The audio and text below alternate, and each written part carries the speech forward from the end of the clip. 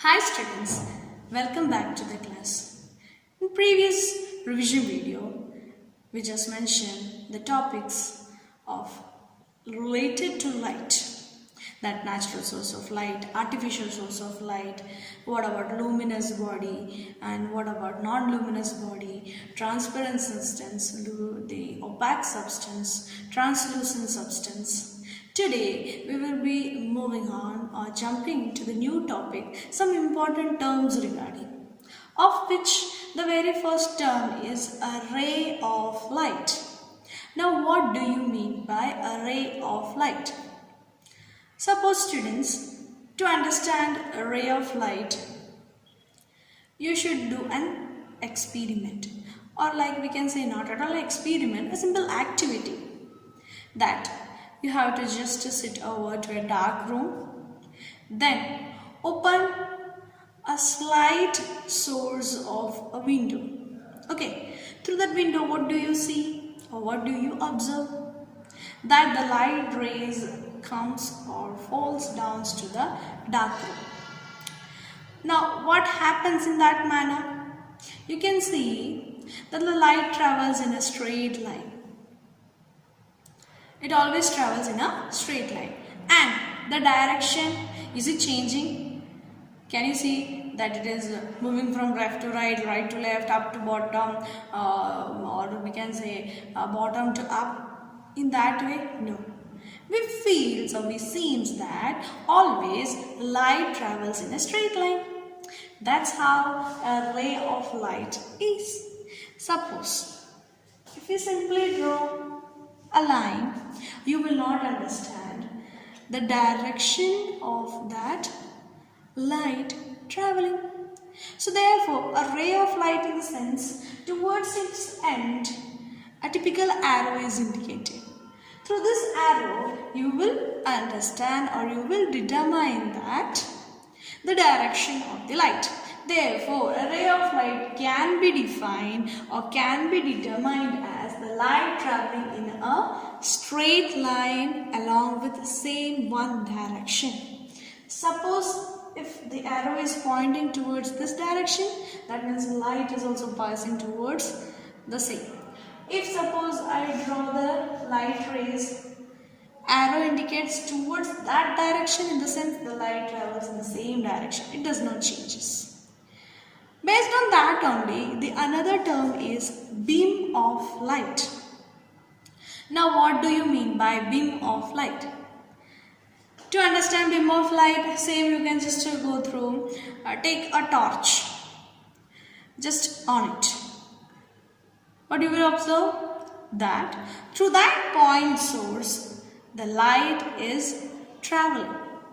And when it travels in different direction. For example, the point source, through the point source, you can see the arrow indicates its direction. The ray of the light with an arrow indicates its direction.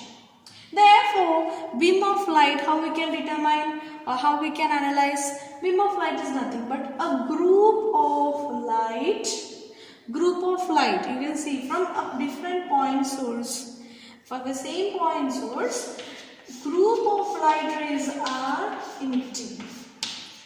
Group of light rays emitted out, and that light rays which is given out from the point source is nothing but called as a beam of light.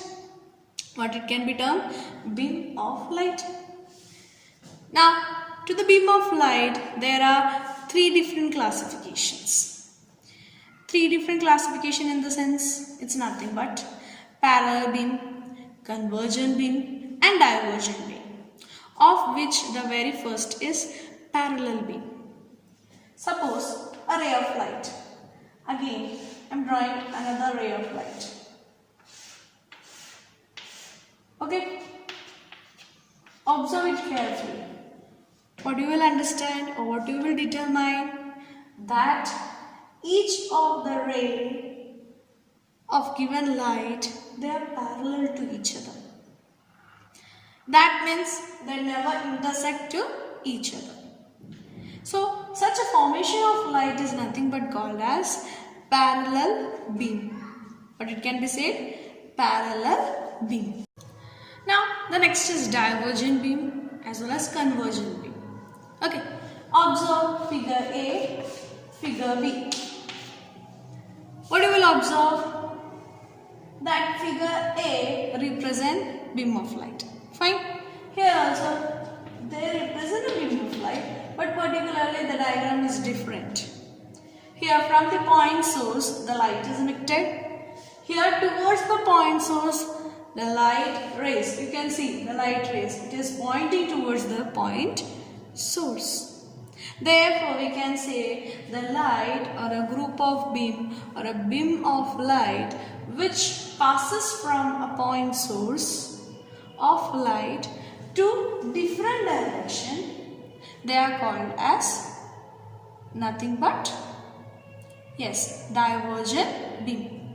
Whereas divergent beam of light, meanwhile the group of light rays which point towards the point source, they are nothing but said as convergent beam. Just observe the arrows, then you will understand the differences.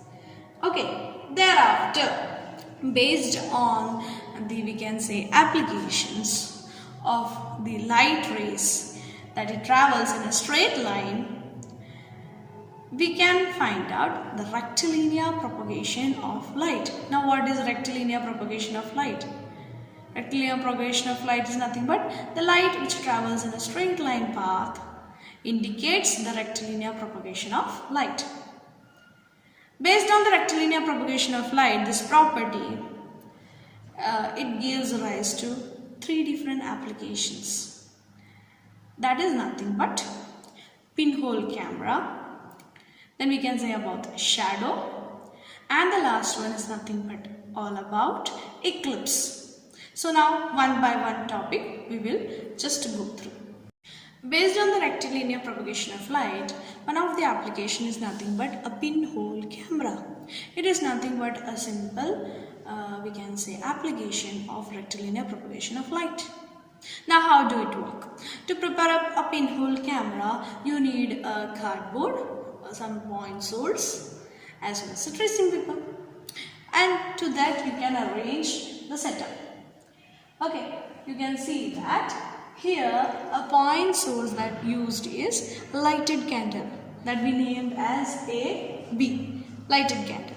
Meanwhile, a hole is provided towards the cardboard, that is nothing but termed as pinhole.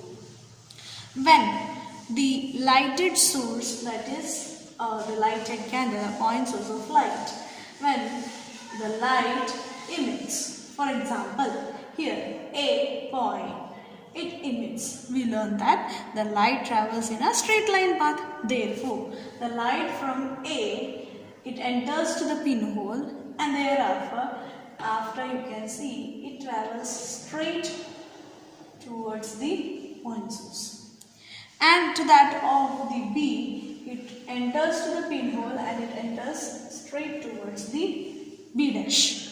Therefore, pinhole camera, you can see that the object image that is formed on the surface of a pinhole screen is nothing but inverted image. That means A dash, B dash. Why this happens? Just because the image is inverted. It is upside down. Just because the light travels, in which path? Yes, we learn it is nothing but in a straight path. That's how the pinhole camera is observed. For example, you can see there is a change in the size of image which is placed or which is traced on the screen. It is comparatively having an exact change. So this is all about pinhole camera. Second application of rectilinear propagation of light, that is nothing but shadow. Before we move up to the more concept of shadow, we should know what is shadow. Shadow is nothing but the dark patch of an opaque object, that is nothing but a shadow. So to understand it, the best example is nothing but onto the board. Observe that. You can feel the image, a black dark shadow is formed on the moon. It's nothing but shadow.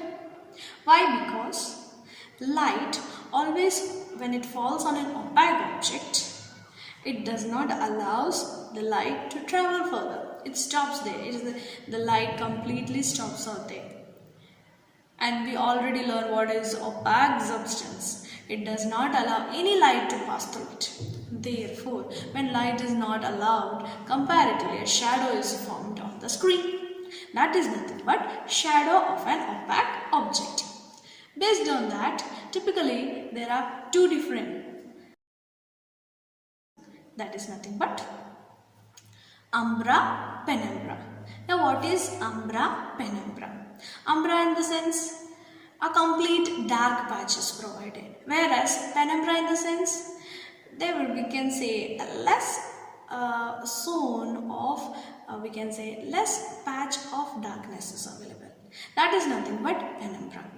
To understand more detailedly about Umbra and Penumbra, we will just watch it out with an image and we will know what is Umbra and what is Penumbra. Then the concept of Umbra and Penumbra will be more clear based on the shadows.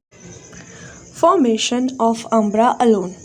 Umbra alone is obtained on the screen when the opaque object is illuminated by a point source of light. Take a piece of cardboard, make a small hole in it and put a lighted candle. Place a screen in front of the cardboard at some distance from it. Now place an opaque object AB in between the hole and the screen as shown. You will see a circular dark patch A-B- on the screen. The part of the screen which does not receive any light from the source is called an umbra. Formation of penumbra. If the size of source of light is bigger than the size of the opaque object, the size of umbra is very small. If the screen is moved away from the object, the umbra vanishes and only the penumbra remains. Third example of rectilinear propagation of light, its application used is nothing but in formation of eclipse. Now what is eclipse? Eclipse is nothing but a formation of shadow in nature. Typically, two types of eclipse, that is nothing but lunar eclipse, solar eclipse. Already we learned about lunar eclipse, solar eclipse in our last previous chapters over to your small sections.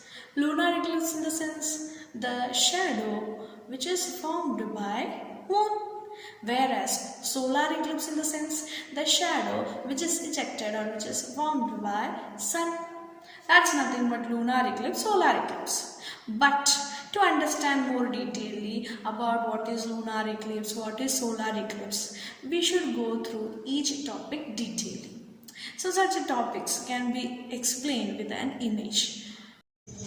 Lunar eclipse. On a certain full moon night, when the earth comes in between the sun and the moon, the earth casts its shadow on the moon. The part of the moon which lies within the umbra of the earth will not be visible on the earth. Thus, the lunar eclipse takes place. If the sun, the earth, and the moon are in straight line, the whole moon is in umbra of the earth. It also causes, we can say it as total lunar eclipse. But if they are slightly out of the line, only a part of the moon is in the penumbra of the earth and the partial lunar eclipse occurs. Solar eclipse. On a certain new moon's day, when the moon comes in between the sun and the earth, the moon casts its shadow on the earth. From the part A on the earth which lies in the umbra of the moon, the sun is not visible.